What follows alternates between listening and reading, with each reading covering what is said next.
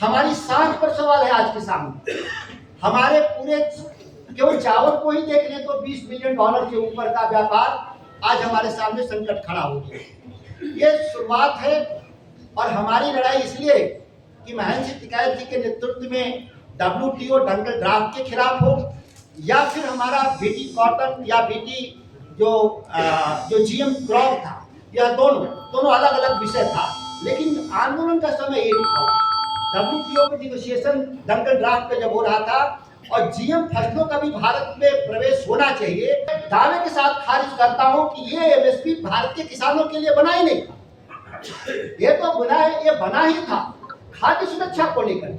जब देश में भूख से जब मौत होने लगी और जब अनाज का उत्पादन बढ़ाने की बात थी, तब किसानों के सामने विकल्प सीमित था। तब लोगों ने कहा कि हम मिनिमम सपोर्ट दे देंगे, आप खेती कर दो। तब उस झांसे में हम कहते हैं कि हमारे कोई 42 लाख भी कहता है कि पूरी फसलों को खरीद लेंगे। सवाल पैदा होता है, हम तो वही हम पैसा ले रहे हैं जो हम आपको दे रहे हैं, क्या आप विदेश से लाएंगे तो फ्री में मिलेगा क्या? लोग कोशिश किया था। जब 66 में जब अकाल आया था तो अमेरिका से गए थे गेहूं लाने के लिए। वो गेहूं तो नहीं कम दिया, वो भी ह्यूमन ग्रेड नहीं था, इंसानों के खाने लायक नहीं था। वो जानवरों के लिए जो उत्पादन करते थे, सुअर पालने के लिए, वो PL 480 उन्होंने दिया जो बदबू आता था। 40% खर्चे घट जाएंगे भारत सरकार के। तो सवाल पैदा होता है कि देश के कॉर्पोरेट को आप फायदा देने के लिए आप अपनी नीति को बनाते हो, चलाते हैं, और उसका जो बिल भरने की बात आती है वो किसानों के नाम से रसीद काट देते हैं कि किसानों को हमने अनाज खरीद में सब्सिडी दिया, फर्टिलाइजर सब्सिडी में खर्च दे दिया। अब एक सवाल है कि दुनिया क्या चाहती है। मैं बात 2 मिनट में खत्म करना चाहता हूं। ये हमारे लिए अब जमीन पर नजर हो गई है।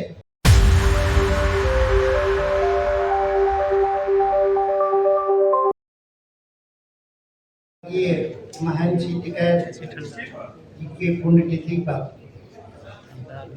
आज हम सब कॉन्स्टिट्यूशन क्लब में जुटे हैं। आदरणीय राकेश टिकैत जी, आदरणीय संजय सिंह जी, आदरणीय दीपेंद्र गुप्ता जी, आदरणीय हरेंद्र मलिक जी, आदरणीय दिलीप जी और सभी सम्मानित किसान नेता और आए हुए सभी भारतीय किसान यूनियन और विभिन्न संगठनों के सभी सम्मानित साथीगण। युद्धवीर जी ने चर्चा किया कि 10 फरवरी को हम लोग, संजय जी भी थे, बहुत महत्वपूर्ण विषय पर जो हम लोगों ने यहाँ पे बैठक आयोजित किया और भारत सरकार के सामने पार्लियामेंट का सत्र भी था उस समय। कम से कम इतना जरूर उसका फायदा हुआ कि भारत सरकार एक कदम आगे जा रही है, फिर वापस आ रही है। कभी बैठक अमेरिका में कर रहे हैं, कभी अमेरिका से लोग भारत आ रहे हैं, लेकिन अमेरिकी ट्रेड डील निश्चित तौर पे अभी तक मुकाम पर नहीं पहुंचा। तो कहीं न कहीं भारतीय किसान यूनियन की वो 10 तारीख की जो बैठक, और केंद्र सरकार ख्याल करिएगा उस दिन भारी तादाद में पुलिस लगाई गई थी। कम से कम 500 लोग बाहर पुलिस लगाए थे और सारी खुफिया विभाग के लोग यहाँ बैठाए गए। आज तो उस तरह का नहीं माहौल है बाहर। नहीं तो भारतीय किसान यूनियन और किसानों की बैठक के नाम पर ही कॉन्स्टिट्यूशन क्लब के बाहर 500 आंसू गैस गोले वाले राइफल लेके बैठे हुए, लेकिन वो खतरा टला नहीं है। मैं बात शुरू करना चाहता हूं कि जो हमारे किसानों की जो लड़ाई और आज़ादी महेंद्र सिंह टिकैत साहब ने दिया, हम उससे आगे बढ़ने के बारे में यहाँ चर्चा नहीं करना चाहते कि हम सरकारों से क्या हासिल करेंगे, आने वाला भविष्य में हमारा कैसा भविष्य होगा, इसकी भी चर्चा मैं नहीं करना चाहता। हम तो इतने के लिए आपके बीच में बात रखना चाहते हैं कि जो हमने हासिल किया वो बचा पाएंगे कि नहीं बचा पाएंगे, यह हमारे सामने चुनौती है। वो बीज संप्रभुता का सवाल हो, हमारी कृषि संप्रभुता का सवाल हो, हमारे कृषि व्यवसाय के संप्रभुता का सवाल हो, बीज से लेके बाजार तक की पूरी प्रक्रिया में हम संकट के क्षेत्र में। बीटी कॉटन अकेला उदाहरण नहीं है। आपको आश्चर्यचकित होगा, मैं भारत सरकार से कहा भी हूँ और पार्लियामेंट की स्टैंडिंग कमेटी के सामने भी मैंने सरकार से उस रिपोर्ट को मांगा हो कि बीटी कॉटन के को छोड़ दीजिए, अभी जो भारत से जो चावल निर्यात हुआ है चीन को, वो चीन के पोर्ट पर रोक दिया गया है इस बात के लिए कि वह जीएम क्रॉप, जब भारत के भीतर जीएम क्रॉप की खेती नहीं होती, जीएम चावल की खेती नहीं होती, बीटी चावल की खेती नहीं होती, तो इस देश में कैसे उत्पादन हुआ? छत्तीसगढ़ से कंसाइनमेंट गया हुआ और जाकर के चीन के पोर्ट पर रखा हुआ है और वापस भी आएगा वो, लेकिन अभी भी भारत सरकार कौन सा रही है और यह बताने को तैयार नहीं है कि भारत में कैसे बीटी राइस की खेती इस देश में हो रही है, कौन कंपनियां खेती कर रही हैं, कौन कंपनियां बीज बेच रही हैं, और जो हमारी पहचान थी दुनिया में यूरोप और अमेरिका को छोड़ करके, यूरोप से लेकर के मध्य एशिया तक, जहां जीएम फसलें प्रतिबंधित हैं, वहां पर हम एक्सपोर्ट धरने से भारत का इसलिए होता था कृषि उत्पाद कि हम भारत में बीटी या जीएम हम खेती नहीं करते। हमारी सांस पर सवाल है आज के सामने। हमारे पूरे केवल चावल को ही देख लें तो $20 बिलियन के ऊपर का व्यापार आज हमारे सामने संकट खड़ा हो गया। ये शुरुआत है और हमारी लड़ाई इसलिए कि महेंद्र सिंह टिकैत जी के नेतृत्व में WTO डंकल ड्राफ्ट के खिलाफ हो, या फिर हमारा बीटी कॉटन या बीटी जो जीएम क्रॉप था, यह दोनों अलग अलग विषय था, लेकिन आंदोलन का समय एक था। WTO के निगोशिएशन डंकल ड्राफ्ट पे जब हो रहा था और जीएम फसलों का भी भारत में प्रवेश होना चाहिए, ये दो अलग अलग विषय थे और दोनों पर उस आंदोलन के जरिए जो वीटो लगाया गया, वो आज हम वीटो लगभग इसलिए कि हमारी राजनीतिक हस्तक्षेप कमजोर पड़ी। किसान आंदोलन का या इस देश के किसानों का जो प्रतिनिधित्व पार्लियामेंट के भीतर रहा, या हमारे राजनीति में नेतृत्व करने वाले लोग जो किसानों के प्रति जो सहानुभूति रखने वाले लोग, वो अब चुनावी राजनीति से काफी कम हुए, जिसका नाजायज फायदा उठाते हुए जिस तरीके से आज द्विपक्षीय वार्ता के जरिए, ध्यान दीजिएगा, जब WTO का जब एक कानून हो तो किन आधारों पे द्विपक्षीय वार्ता के जरिए निर्णय लेकर के हम उन फसलों को जो हमारे प्रतिबंधित है, और उसमें बहुत साफ था जो मॉनिटरिंग कमेटी की जो बात कर रहे थे युद्धवीर जी, वो अब भी इसीलिए सीड बिल को रोक दिया लोगों ने। जो सीड बिल तैयार था, पेस्टिसाइड बिल तैयार था, उसको भी रोक दिया लोगों ने, और एक और लॉ, ये 3 किसानों के उन नीतियों को जो अमेरिकी साम्राज्यवाद का जो हिस्सा है, जो केवल सर्विस सेक्टर खोल दिया भारत ने, फाइनेंस सेक्टर को खोल दिया भारत ने, मैन्युफैक्चरिंग सेक्टर को खोल दिया भारत ने, जो हमारे लघु उद्योगों के क्षेत्र थे प्रतिबंधित थे, उसको इंडस्ट्री के लिए खोल दिया। एक कृषि क्षेत्र हमारे पास बचा हुआ, लेकिन उस पर भी जिस तरीके से जोरदार हमला भारत सरकार के बैठे हुए लोग किसानों के खिलाफ जाकर करने का काम कर रहे हैं, वो हमारे लिए चिंता का विषय है। मैं अभी भी कहता हूँ, कई अवसरों पर सरकार कहती है, टीवी चैनलों पे बहस में शामिल होते हैं लोग कि मिनिमम सपोर्ट प्राइस भारत के किसानों के लिए है। मैं दावे के साथ खारिज करता हूं कि ये एमएसपी भारत के किसानों के लिए बना ही नहीं था। ये बना ही था खाद्य सुरक्षा को लेकर। जब देश में भूख से जब मौत होने लगी और जब अनाज का उत्पादन बढ़ाने की बात थी, तब किसानों के सामने विकल्प सीमित था। तब लोगों ने कहा कि हम मिनिमम सपोर्ट दे देंगे, आप खेती कर दो। तब उस झांसे में हम कहते हैं कि हमारे देश के किसान उस झांसे में आया और भारत सरकार के खाद्य सुरक्षा, भूख से मौत न हो, इसके लिए लोगों ने, किसानों ने अपने अनाज के उत्पादन को बढ़ाने का काम किया। लेकिन एक मुर्गी 2 जगह जमा हो रही है। मुफ्त में अनाज देने के नाम पे भी वोट चाहिए और मिनिमम सपोर्ट प्राइस दिए, इसलिए किसानों से वोट चाहिए, और दोनों का जो इन्वेस्टमेंट है, जो पैसा है, वो एक है। हम राजकोष से पैसा मिनिमम सपोर्ट प्राइस के बफर को मेंटेन करने में जो लॉसेज है, उसके लिए पैसा बजट में प्रोविजन होता है, न कि मिनिमम सपोर्ट प्राइस के लिए। आप महंगा खरीद करके सस्ता या मुफ्त देना चाहते हैं, वो एक अलग एजेंडा हो सकता है, इससे किसानों को क्या लेना देना। हम तो अपना अनाज देते हैं, हम उसके एवज में हम पैसा लेते हैं, और वो मिनिमम लेते हैं, ना कि हम मैक्सिमम देते हैं। पूरे देश में बाकी उत्पादन पर मैक्सिमम एमआरपी होता है, हमारे लिए एमएसपी है।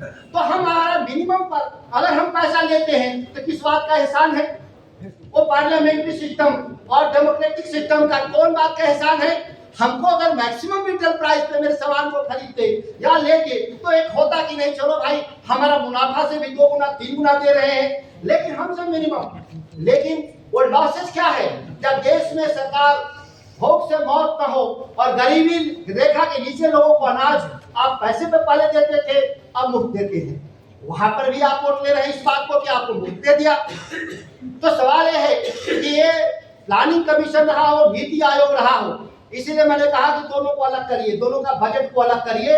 ये दोनों को एक साथ में मिलाएं कि हम एमएसपी के लिए इतना पैसा खर्च करिए और फूड मिनिस्ट्री वो अलग से पैसा दिखा रहा है कि 4 लाख करोड़ रुपए का अनाज हम मुफ्त में बांट दिए देश में। क्यों सवाल पैदा होता है देश में कि हम 23 फसल को खरीद लेंगे, उसकी लागत कितनी आएगी? 11 लाख नहीं, उससे ज्यादा भी लागत आएगी। तो हम तो जो देंगे उसी का पैसा ले रहे हैं। 11 लाख करोड़ का विषय क्या है? तो कोई चैरिटी है क्या 11 लाख? कोई 26 लाख भी कहता है, कोई 42 लाख भी कहता है कि पूरी फसलों को खरीद लेंगे। सवाल पैदा होता है हम तो वही हम पैसा ले रहे हैं जो हम आपको दे रहे हैं। क्या आप विदेश से लाएंगे तो फ्री में मिलेगा क्या? लोग कोशिश किया था, जब 66 में जब अकाल आया था तो अमेरिका से गए थे गेहूं लाने के लिए। वो गेहूं तो नहीं कम दिया, वो भी ह्यूमन ग्रेड नहीं था, इंसानों के खाने लायक नहीं था। वो जानवरों के लिए जो उत्पादन करते थे सुअर पालने के लिए, वो PL 480 उन्होंने दिया जो बदबू आता था, लोग उसको खाना पसंद नहीं करते थे, उसके लिए भी पैसा देना पड़ा। पैसा ये देना पड़ा, शास्त्री जी के सामने अपमानजनक समझौता को बाध्य कर रहा था, जिस तरह से ट्रम्प साहब मोदी जी के साथ आज व्यवहार कर रहे हैं। तो शास्त्री जी तो बहादुर थे, उनके भीतर वो स्वतंत्रता सेनानी थे, उन्होंने समझौता स्वीकार नहीं किया और कहा हम एक वक्त की रोटी खाएंगे लेकिन अमेरिका के सामने हाथ नहीं फैलाएंगे। उपवास किया। हमारे देश के प्रधानमंत्री ऐसा नहीं कि डीजल नहीं यूज करो, पेट्रोल यूज नहीं करो। मोदी जी साफ शब्दों में बताएं कि आपके जो मित्र हैं अंबानी के रिफाइनरी से 40 देशों को डीजल और पेट्रोल एक्सपोर्ट हो रहा है कि नहीं? आप क्यों नहीं बंद कर रहे हैं एक्सपोर्ट को? इंपोर्ट हम कर रहे हैं, ठीक है, लेकिन एक्सपोर्ट क्यों कर रहे हैं? जब तेल का देश में क्राइसिस हो तो आज पहला सरकार का चिट्ठी निकलना चाहिए था। आप देश के किसानों से अपील कर रहे हैं, देश के कारपोरेट से अपील कर रहे हैं, देश के नेताओं से कर रहे हैं कि आप तेल का इस्तेमाल ना करें। सही बात है, लेकिन तेल की कमी नहीं, तेल हमारा विदेश में जा रहा है। अमेरिका इसी शर्त पर ईरान और रूस से तेल लेने की खरीद करने की छूट दिया कि ये तेल आप अपने यूज नहीं करेंगे, इसको प्रोसेस करके मेरे हिसाब से यूरोप और उनके अलायंस जो नाटो के देश हैं उसको तेल ऊर्जा सुरक्षा की गारंटी देंगे। यह बात छुपा हुआ है, न मीडिया में चर्चा आ रहा है, न हमारे लोग चर्चा में कर रहे हैं। अगर तेल की कमी है तो रिलायंस रिफाइनरी का एक भी बूंद एक्सपोर्ट विदेश में निर्यात क्यों हो रहा है? मोदी जी इसका जवाब चाहिए। हम तो तेल का इस्तेमाल नहीं करेंगे, छोड़। यह सबसे बड़ी सवाल। एक तरफ कह रहे हैं किसान जैविक खेती के लिए आप फर्टिलाइजर को कम कर दे। कौन कह रहा है फर्टिलाइजर यूज करना चाहते हैं? कोई किसान नहीं। 60 के दशक में याद कर लीजिए, हम लोग जैविक खेती करते थे। जो भी सरकार रही, फूड सिक्योरिटी को बढ़ावा देने के लिए यूरिया को गांव-गांव में फ्री डेमोन्स्ट्रेशन होता था। चांदमारी यूरिया होती थी, गांव-गांव में उसकी छिटाई करके दिखाता था डेमोन्स्ट्रेशन में कि देखो उत्पादन बढ़ता है। हम लोगों ने भी उत्पादन बढ़ाने के लिए फर्टिलाइजर इस्तेमाल कर लिया। लेकिन आज पेस्टिसाइड बिल, हम लोग कह रहे हैं कि पेस्टिसाइड का हो या फर्टिलाइजर का मामला हो, कानून बनाइए, किसानों को सब्सिडी दीजिए।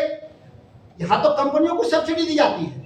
फर्टिलाइजर बनाने वाले जो कंपनियां हैं वो कंपनियों को सब्सिडी दी जाती है और उसका हिसाब इसके मध्य बढ़ दिया जाता है कि हम किसानों को दिए। जब आपको किसानों को ही सब्सिडी है यूरिया पर, DAP पर, तो हमको सीधे खाते में सब्सिडी दीजिए। क्यों? क्योंकि 30 से 40% देश में फर्टिलाइजर या तो बांग्लादेश, नेपाल, जिसको हम कहते हैं अवैध तरीके से उसको तस्करी के जरिए चला जाता है, या दूसरे इंडस्ट्रियल यूज के लिए जहां यूज हो रहा है उसका भी सब्सिडी का हिसाब किसानों के मध्य बढ़ा जा रहा है। जिस दिन किसानों को फर्टिलाइजर एक्ट 1985 में संशोधन करके किसानों को आप जो ही सब्सिडी दे देंगे, 40% खर्चे घट जाएंगे भारत सरकार के। तो सवाल पैदा होता है कि देश के कॉर्पोरेट को आप फायदा देने के लिए आप अपनी नीति को बनाते हो, चलाते हैं, और उसका जो बिल भरने की बात आती है वो किसानों के नाम से रसीद काट देते हैं कि किसानों को हमने अनाज खरीद में सब्सिडी दिया, फर्टिलाइजर सब्सिडी में खर्च दे दिया। अब एक सवाल है कि दुनिया क्या चाहती है। मैं बात 2 मिनट में खत्म करना चाहता हूं। ये हमारे लिए अब जमीन पर नजर हो गई है। जो अमेरिकी जो साम्राज्यवाद की जो व्यवस्था है वो भारत के किसानों के खेतों पे नजर बनाए हुए है। एक समझौता हुआ है, अमेजन ने कार्बन क्रेडिट के लिए भारत के स्टार्टअप से 300 करोड़ का समझौता किया है। कार्बन क्रेडिट को लड़का स्टार्टअप से कहां से इकट्ठा करेगा? वो हम जो धान की खेती करते हैं उसमें जो हम कार्बन सीक करते हैं और जो ऑक्सीजन प्रोड्यूस करते हैं उसको मैप करके अमेजन कार्बन क्रेडिट परचेज करेगी, उसका 300 करोड़ रुपए स्टार्टअप को मिलेगा। लेकिन किसान को क्या मिला इसमें? सबसे बड़ा सवाल है। हम वो जो बाग लगाते हैं, जो धान गेहूं पैदा करते हैं, हम जो कार्बन उत्सर्जन को रोकते हैं, उसका हमको पैसा मिलना चाहिए किसानों को कार्बन क्रेडिट के तौर पे। लेकिन नहीं, जो भी पैसा आया विदेश से, जो मॉन्ट्रियल प्रोटोकॉल के जरिए जो हासिल हुआ कई ट्रिलियन डॉलर, वो यहाँ के देश के कॉर्पोरेट के अडानी साहब के यहाँ चला गया, अंबानी साहब के यहाँ चला गया सौर ऊर्जा के नाम पर। हमारा जो किसान जो कार्बन सिंक करता है अपनी खेती के जरिए और हम ऑक्सीजन जो पैदा करते हैं पेड़ पौधा के जरिए, उसका वैल्यू कितना हुआ? उसके वैल्यू को अगर जोड़ते हैं तो भारत सरकार के बजट के बराबर होगा। और वो पैसा हमको अगर मिलता तो हमारे किसान आज समृद्ध होते। केवल अनाज से ही नहीं, अनाज के फसल से जो कार्बन क्रेडिट होता वो एक अलग आमदनी हमारे लिए पैदा होता।